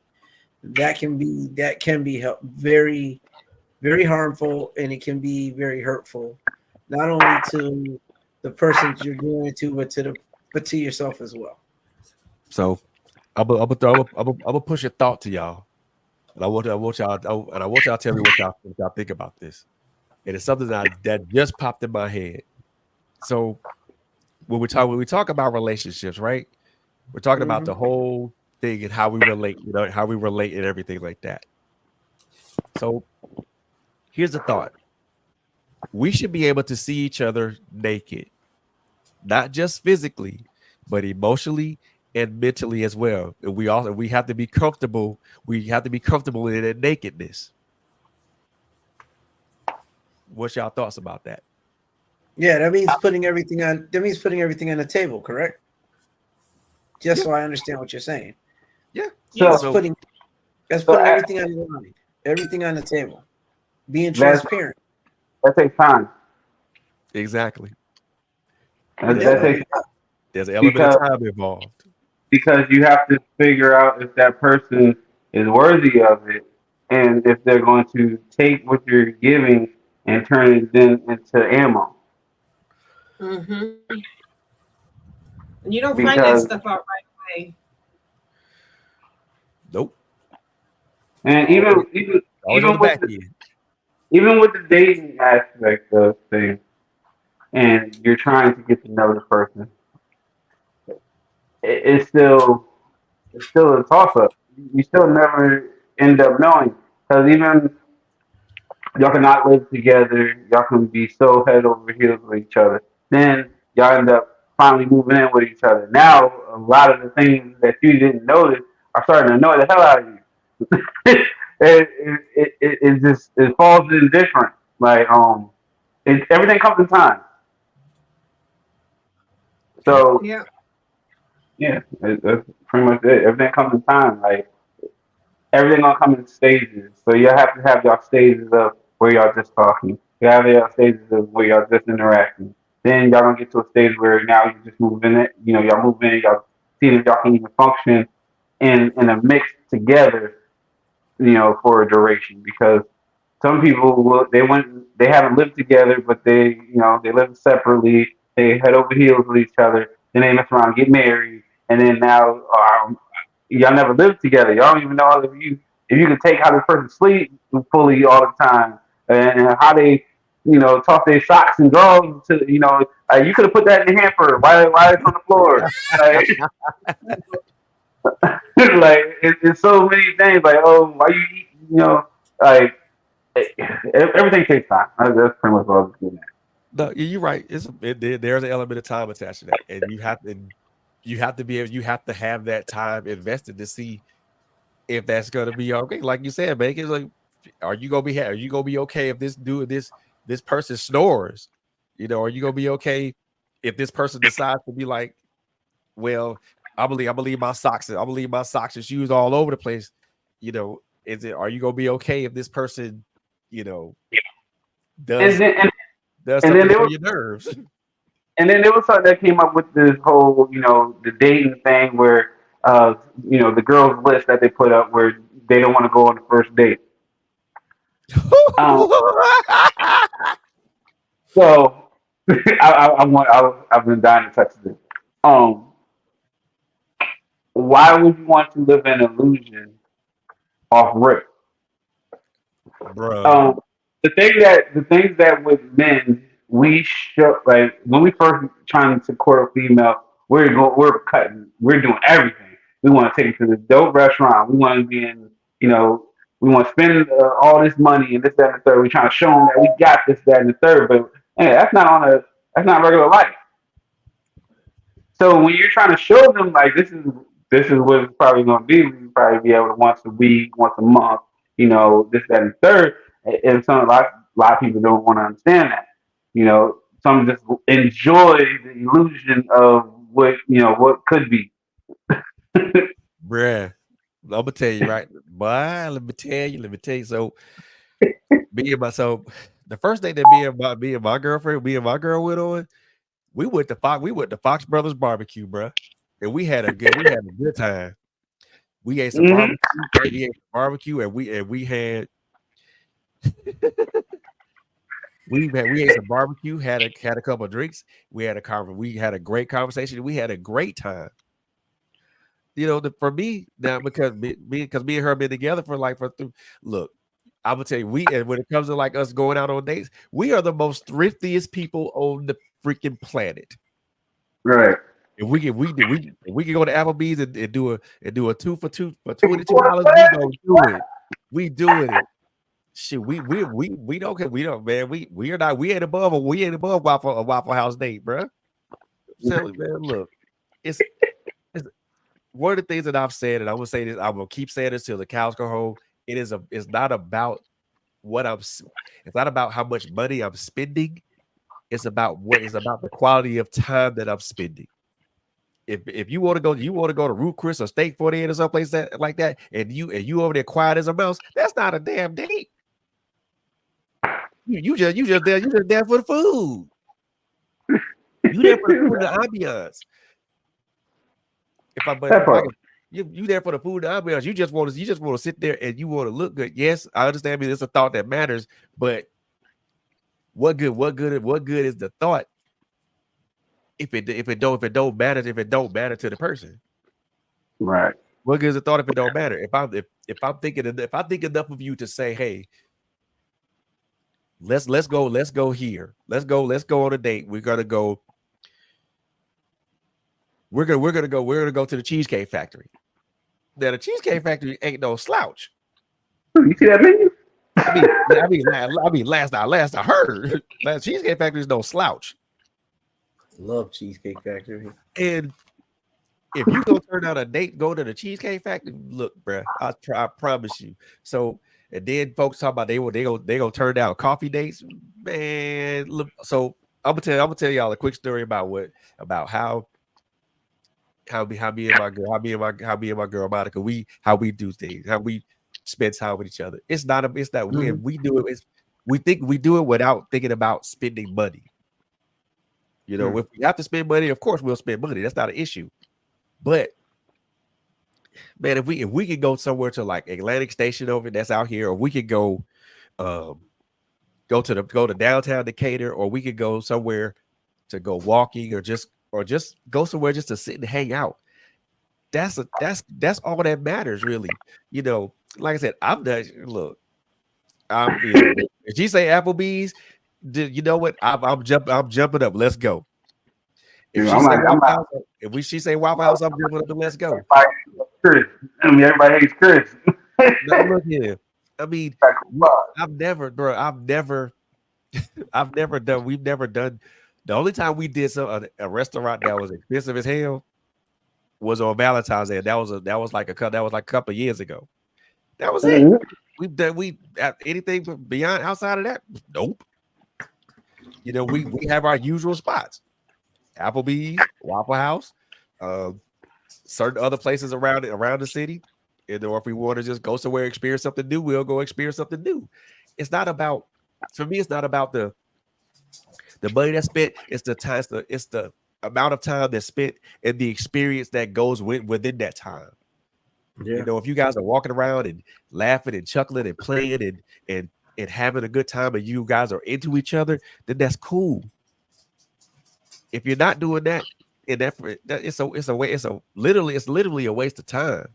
You know, my idea of a date, I won't even call it a perfect date, but my idea of a date is something that me and Monica did earlier this year. We went to the World of Coca-Cola. We went there was this other place that was right next to it. We went there and we sat down. We had a nice lunch. We walked around to Centennial Olympic Park. Got in the car. We were about to go home, but there was like this little block party around block party in the area where she lived at. We called an audible and went there. Look, we both, because we were going to go home, because I said no. We both called the audible, parked, walked around, had fun, and that was it. That was our day. That was our day. Yeah, you want to create memories, not create problems. Who wants problems? Shoot, I think the dating scene is important to any relationship. I think it is. I think it is. You spend time. You get to. I think because like Tasha and I, we're out all the time. We're out all the time. Well, not all the time, but we do get out. We make it a point to do something, and we like taking in. And again, it isn't about the money, but we will take in dinner and a movie, and we're in heaven when we do it. It's something we share, something we love to do, and we get out and we do it. It doesn't have to be that; it could be anything. But I believe in like formulating some type of date night or something. If you're in a relationship, keep things flowing. I don't know that people that are, say, younger than us are actually creating that type of environment. I don't know, but I think that it's something that needs to happen, because it takes you out of your environment and puts you in another environment. And for me, I call that breathing. Like, you get to breathe for a minute. You get to do something that you don't normally do every day. Another thing I think it would be good for people is if they got out of their major environment, which we don't get to do often at all. But it'd be nice to take vacations, do little things. Like, again, it's not that it's about the money. I'm not advocating spending money, but I am saying it is good to get out and we need to get back into the habit of like you said, Fred, like you date. You get back into the habit of dating. I don't think a lot of people do it like they could or should. It opens up communication in them environments as well. When Tasha and I go out, it's crazy the conversations we have. We can talk and have in-depth conversation on date night. And when I set up my man cave, that was also like, if we don't want to spend money, that was something that I was saying we could do. Our first Valentine's here was up in the man cave. Like I set it all up. It was just nice, inexpensive. It was just nice. It was something. We went upstairs. I had like stuffed animals. I cooked dinner and I catered her upstairs. You know what I mean? I candles and all that good stuff in our home. But it was a date and it felt great to do. So I don't think lightly on dates at all. I think they need to be something that we should do. Well, if you don't do it, you'll never know what the person that you're with likes, what they dislike, what may interest them and what may not interest them. So it's all about exploration, man. Yeah, and I think they're like some of the people, like some of the young people that I've talked to, they like that's a lost concept for them. Unless they're going to the club, let's go to the club. I want you to go to a club. That's not a date. You know what I'm saying? I'm like, maybe for the younger crowd, that is a date to them. I don't know. Because that's what they do. They don't. I mean, but you, like you said, you can't talk. You can't get to know somebody at a club. But loud maybe music. for them,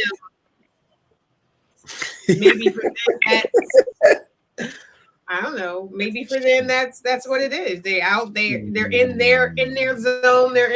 They think dinner and a movie is. That's what my grandparents do. I don't want to do that. That right there is complete. You know what? Because every time me and Monica go to the movies and go catch a movie, we see young. I see younger people at the movie theater. So yeah, but you might see groups of younger people there. But do you see two 20-something-year-olds, a guy and a girl who look like they might be on a date? You know what I mean? Yeah, do you see them dating? Like everybody goes to the movies. Everybody does, especially with the movies that are playing. Most people are Marvel fans, so you just Marvel movie and everybody's gonna want to go. You might see a lot of young people at the movie theater, but again, like Kai is saying, is it a date or y'all just decide to get together and go see a movie?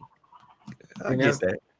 You know what I mean? That's the couple times that we have saw 20-year-olds, 20-some-odds, together dating, together on a date, enjoying the time, and it's not. And I think everybody's a Marvel head, but shoot, we saw we saw Top Gun.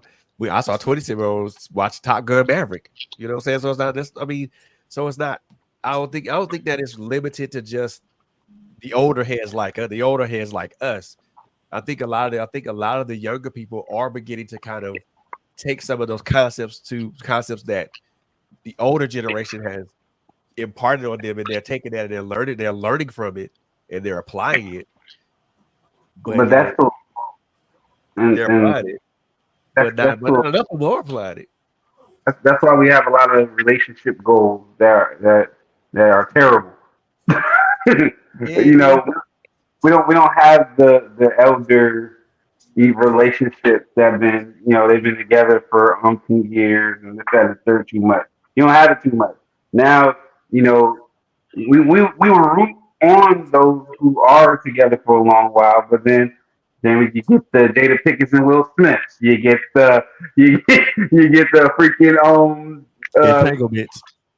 The Remy and Papoose situation, like the ones that you actually be rooting and hoping that they stick together and things, but even in their families, there's a lot of single parents and things that you don't get to see, somebody love the right way, or like a blueprint a little bit on how to make it work. Right. And that's another thing. People don't work at it no more. As soon as the first little rocky road is gone. Right. Yeah. Man, shoot, my mom and dad was a benchmark for me. Yeah. My mom and dad was a benchmark for me. My mom and dad and my aunts and my uncles were the benchmark for me. That was my first experience of a long-term loving relationship. They were the benchmarks for me. You tell these young cats now to go, they need to go on a date, and they be like, they look at the girl like, so you paying for the movie, or you know what I mean, Heck or no. you paying for them burgers, or like you give Or people yeah, that I'm just taking to McDonald's. That's where I'm gonna take her. I mean, like Oh, Pharaoh said that Jesus list. Like Christ. I couldn't believe when I saw them that stupid list. Like where do it's somebody who posts something for likes and for whatever on TikTok, and then other women see it or other guys see it. You know, with the whole women to be submissive thing. You know, one guy posts it, and then you get some other guy who's like, "Yeah, that makes sense." Now he's reposting it. Then somebody else reposts it. Next thing you know, you've got thousands of guys saying, "Yeah." Same thing with women. It's like some girl posts something, some girl says something, and now everybody's like, "Yeah, taking me to cheesecake, taking me to Red Lobster. Man, I'm worth more than that." Girl, you've only known him for like 30 seconds. Why would he spend $200 on the first date for you? Like that doesn't make any sense. Like, what are you doing? Like, it doesn't make. But it goes back to what Pharaoh said. Everything is about show. Yeah, because you can't even, that was like the luxury of growing up, being from the '80s and things, was we used to have to sit on the phone and talk for hours and before we Yep. even made plans to go somewhere to do anything. That's the difference. Now, if you, I meet me over here, then you get there and like Tony was saying, the guy's like, hey, well, how much are you going to pay? The reason why you get those now is because you don't know previously on his last two dates he went on, he done got used. Girl came in there, didn't speak two words to him, had her phone out taking pictures the whole damn time of the food and everything else, and he didn't even pop up in the picture. So it gets to a point where it's like, okay, you have to set your boundaries to save yourself now. So I don't think it's more guys' things no more. I think it's more like a safety, bumper. Like but then I would say you should take another step then in the first place then and actually just keep it on the phone conversation until you feel like you could take them somewhere and actually treat them out. But then again, like I said, like we've been talking about, social media plays into a lot of it because they don't want to sit on the phone and talk to you. They want you to take them out because what you won't do, that other one is going to, and he been begging me to take me to here and go there and all the stuff. So while you talking about you want to talk and this and the third, she done went on 3 dates already. Yep, exactly. And Yeah. the one thing that this now for me and Monica, this is a healthy disagreement with us. It's always we're always going to have that disagreement with that. It's not an argument, but it's always that who's going to pay. And when both of us whip out our cards and we look at each other like, and we both shrug our shoulders like, well, it doesn't matter because we don't mind doing that for each other. Right. I personally don't, if she pays, I'm not gonna feel less of a man if she pays for a date that we go on. And why should I? We're in a relationship together. So Right. it's supposed to be that way. So, and I'm not, but we've been, it's kind of like been like that for like the last 3 years. It's always been that healthy type of thing. Like she goes in her wallet, I go in my wallet, we both pull out our card at the same time, and then we're like, well, pick one. Pick a card, it don't matter. Kai and I don't dispute about who's paying. We don't. We might dispute about who's paying who back, but we don't dispute. But we don't dispute when we go somewhere. Like if she's like we're driving and she's like, I want to go to 2 guys. There's 5 guys. I'm like, okay, let's go. We'll go, and then whoever has the cash. Last time I went, I was gonna pay. Think I didn't have my wallet on me. She pulled it out and she paid. She pulled her card out. We don't, and there's no dispute normally about it. The only dispute that we have is where we're gonna go. We don't even get to the cash part first. It's like, okay, what you want to eat? Well, what do you want to eat? Well, it don't matter. I can eat anything. What do you want? I can eat anything too. So what do you want? And we'll spend 10 minutes trying to figure that out. We will spend a whole evening trying to figure out. Don't want. That's where you got started. Right, What yeah. don't you want? It's time for your bedtime men. That's what we need What? to start doing. What don't? But then Tony would be like, I could eat anything. I can go anywhere and find something on the menu to eat. So I mean that's our problem. Even getting What don't you have for? Like what you absolutely don't want right now? That might be a good question. it might be. We gotta try that one, Kai. We gotta try Yeah. that. We'll see What if that don't works. you want? Yeah. Yeah. But I mean, for me, do- I'm simplistic. Like I could eat Five Guys every time. If I want burgers, he knows I want Five Guys. That's where I want to go. If he says you want a grinder, I might be like, okay. I rarely ask for pizza. Like I'll do pizza if he gets pizza. I'll do grinders if he does. I mean, there's not a lot of places, to be like. And we were down south. We had options. Like we would go to Cookout every day. Like I love Cookout.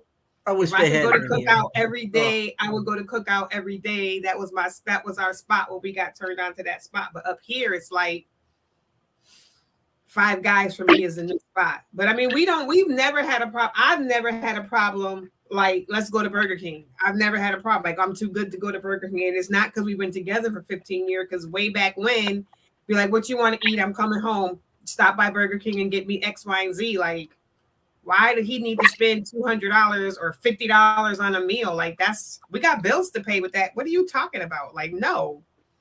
Then they want you to take them to spend $200 on a date, and then the next night we talk about I need my nails done, I need my hair done. He just spent your nail and hair money at dinner. Sorry, can't help you. That went to your dinner last night. You thought it was more important to go eat an expensive meal. Like priorities. I don't get it. Like what do you mean? What do you mean you can't get getting my your nails nails and hair done when you are dating? I'm not saying that. I am definitely not saying that. Especially when he just met you. Like, come on, y'all not even committed yet, and you want him to get your hair and nails done. Like, ugh. Oh, Shaquana, Five Guys is legit. Like, it's considered a fast food restaurant, but it is like real fresh food. Like, it's not a frozen burger. It's a real burger that they season right there. You get all the fixings, one price. Like, it's not extra for lettuce because the cheeseburger don't have lettuce. And if you ask them to add lettuce to it, they're going to charge you 50 cents. Like, none of that. Like, they come with lettuce, tomato, mayonnaise, pickles, onions, mushrooms. Oh, Yeah, I think it's vegan. Yeah. I'm saying, get a whole bag of French fries. Like, we get one fry and split it. It'd be like the little fry cup, but they just pour the rest of them all in the bag. Like, yeah, I love Five Guys. huge. Like, who does that? Yeah. $3 for a McDonald's small fry. Like, come on, it's a potato. Like, that's the cheapest thing on your menu. It's potatoes, and you charging $3 for the little itty bitty bag of French fries. Come on, stop it. Stop it. Yeah, I mean, they're considered fast food, like, but they are nothing like McDonald's or Burger King or even Wendy's. Nothing like Wendy's ain't got nothing on them. I'm sorry. No. We are at our time. We done gone over our 2 hours, but that's how fun it can get, and that's how deep the conversation can go. So I do want to thank the guests for coming on. I appreciate those that were going to or supposed to, but they had to work. Got you on that. You got to make them dollars and do what you got to do. So I ain't hating on you on that. I want to thank Fred for just being here and being the support that he is. Giving us a platform to do what he does. He is the man. Love him. He's a brother all day, every day. Tosh, love you dearly. Yo, Pharaoh, you are the man. Appreciate you. Thank you for coming through. I really do appreciate it. Until next time, 2 weeks from now, join us next week, next Wednesday for Sofa Chat. We got you. Kai and I, I'm going to put it this way. Yeah. But Kai and I, we are going to be on Sofa Chat. We're going to have some fun. The following week, you're back with To the Point with the Tonester. Until then, we love you. We see you. And keep things to the point.